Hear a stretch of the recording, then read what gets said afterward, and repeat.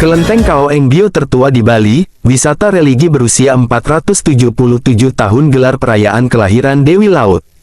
Terletak di ujung utara Desa Tanjung Benoa, Kecamatan Kuta Selatan, Kabupaten Badung, bangunan tua ini menjadi saksi sejarah, sebagai destinasi wisata kelas dunia, namun di balik gemerlap pariwisatanya, Pulau Dewata menyimpan situs heritage budaya Tiongkok yang berusia ratusan tahun.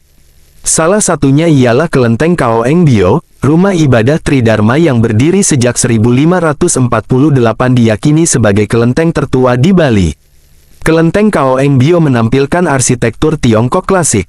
Atap melengkung, ornamen naga pada sudut-sudut bangunan, dominasi cat merah keemasan dengan sentuhan hijau pada gapura dan pagodanya menghadirkan kesan megah dan sakral. Di pintu gerbang luar berdiri Sishi, patung singa batu kembar, yang menjadi penjaga spiritual kompleks ibadah tersebut. Nama Kaoengbio terpampang dalam aksara Tionghoa dan Latin di atas gerbang utama. Di dalamnya berdiri altar pemujaan Dewi Laut Sui Wei Sen Yang, Dewi Pelindung Pelaut Hainan yang sangat dihormati. Keberadaannya menjadikan kelenteng ini unik, karena menurut catatan sejarah, patung Dewi Laut serupa hanya dapat ditemukan di 4 negara lain, Tiongkok, Singapura, Malaysia, dan Thailand. Selain Dewi Laut, terdapat pula altar pemujaan Mazut Tian Sang Sengmu, 108 Siong Digong, 108 pahlawan suci, Kuan Im, Chao Eng Kiklik, serta Dewa Naga. Keberagaman altar ini menandakan bagaimana Kaoengbio berkembang sebagai pusat spiritual etnis Hainan sejak ratusan tahun lalu. Warisan berusia ratusan tahun, barang ibadah langsung didatangkan dari Tiongkok. Menurut penuturan Dewan Pertimbangan Kelenteng, Nyoman Suarsana Hardika, Kaoengbio awalnya hanyalah bangunan kecil yang digunakan pelaut Hainan untuk bersyukur setelah selamat dari badai. Seiring waktu, bangunan diperluas pada abad ke-19 setelah mendapat hibah lahan dari Raja Badung Ida Cokorda Pemecuk ke-10. Sejumlah artefak bersejarah masih tersimpan utuh, termasuk lonceng berusia lebih dari 200 tahun dan prasasti batu bertuliskan nama marga para penyumbang yang dibuat di Tiongkok pada 1879 serta dipasang di Tanjung Benoa tahun 1882. Pada era Orde Baru prasasti sempat disembunyikan karena pembatasan budaya Tionghoa. Di halaman utama juga berdiri pagoda, bangsai pertemuan, serta patung perahu berkepala naga. Gerbang luar bergaya gapura Bali menunjukkan akulturasi budaya yang sangat harmonis, menjadikan Kaoengbio tak hanya tempat ibadah, tetapi juga objek wisata sejarah.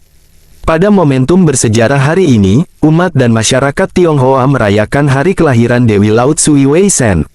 Acara berlangsung meriah dengan parade barongsai sejak Tegel 4 SD tanggal 6 Desember tahun 2025.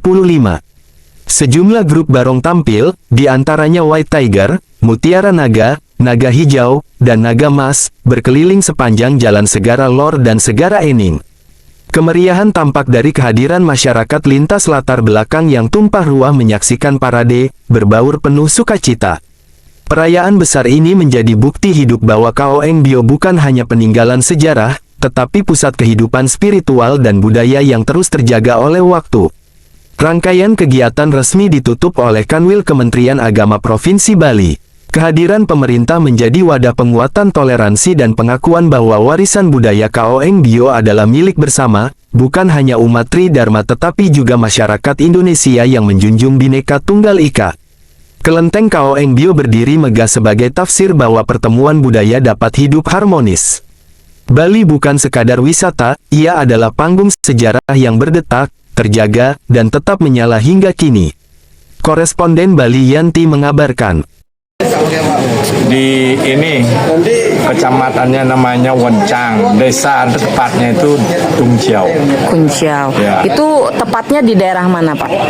Di Tungjiao. Di Tungjiao desanya kecamatan bukan kabupatennya Wencang, terus di apa namanya? Pulaunya Pulau Hainan. Maksudnya itu di Cianes. Ya, Cianes. Oke, di Cianes. Ini untuk supaya ndak lewat. Penyembahan kelenteng Sui Wei Sen Yang ini satu-satunya di Indonesia. Satu-satunya di Indonesia. Pak?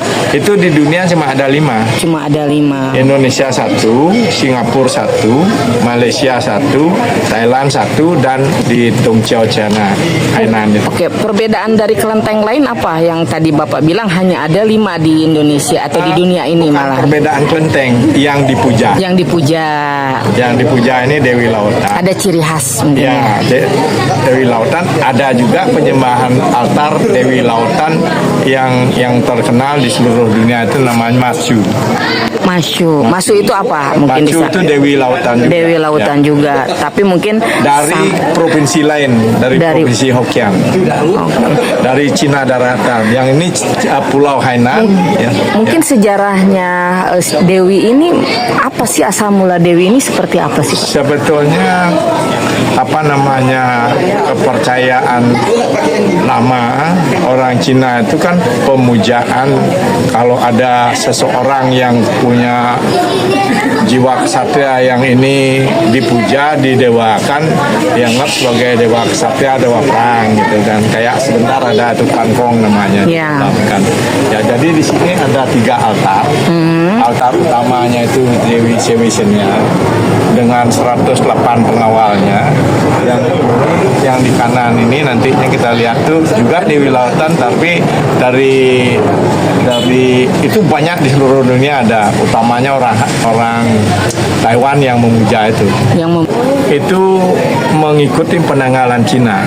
Namanya iya. Nong Sili. Berarti tidak selalu Desember ya? Tidak selalu Desember, karena penanggalan Cina itu bukan penanggalan matahari, dia penanggalan bulan. Iya, seperti iya. Islam. Seperti Islam, ya. Jadi cuma bedanya kalau Islam, penanggal tarikh Islam itu kan hari raya Idul Fitri itu terus maju terus. Ya. Kalau Cina tidak, karena mereka setiap 4 tahun sekali pada tahun Kabisat itu mengadakan penyesuaian.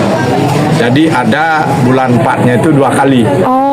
Sehingga nggak mungkin ada perayaan Imlek itu bulan Maret jadinya bulan Desember, selalu Januari akhir atau Februari. Februari ya, di antara 2 bulan itu. Itu pun sama di sini halnya. Sama Jadi ya. kita di sini menurut penanggalan Cina itu mulainya 2 hari yang lalu, itu tanggal 15 bulan 10. Tanggal 15 bulan 10. Karena bulan Cina itu Nong Sili itu sekarang ini baru bulan 10. Nanti Imlek itu tanggal 17 Februari itu tahun barunya.